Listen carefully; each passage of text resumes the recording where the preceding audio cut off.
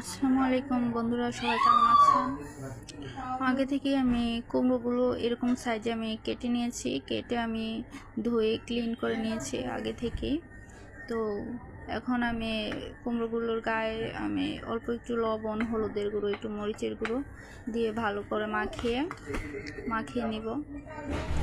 হালকা হালকা অল্প অল্প দিয়ে দিলাম আর কি, দিয়ে যে মাখিয়ে নিয়েছি। এখন আমি কড়াইতে তেল দিয়ে তেল গরম হয়ে গেছে। এখন আমি মিষ্টি কুমড়াগুলো আমি হালকা করে ভেজে নেব। এই যে আমার ভাজা হয়ে গেছে, আমি উঠে নিচ্ছি।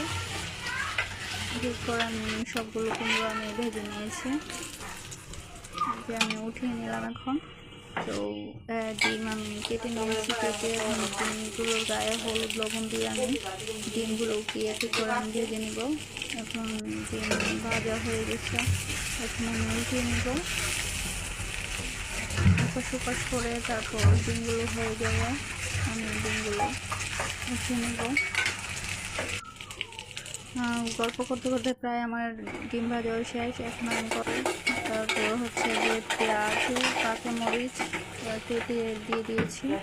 তো এখন একটু আমি লবণ দিব।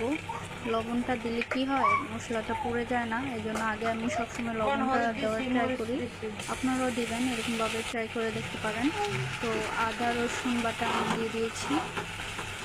এখন একটু হলুদের গুঁড়ো দিলাম, জিরার গুঁড়ো, ধনে গুঁড়ো আর হাফ চামচ করে আমি দিয়ে দিয়েছি।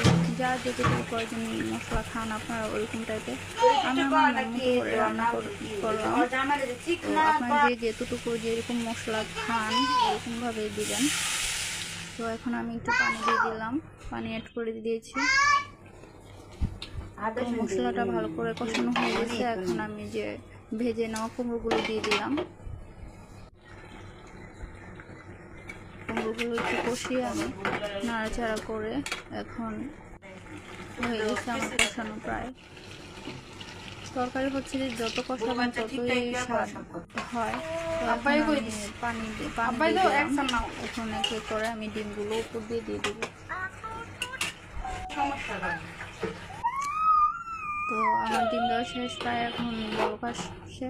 তো যে যেরকম ঝোল বা যে যেরকম টাইপের তরকারি ঝোল পছন্দ করেন ওরকম পর্যায়ে রাখবেন।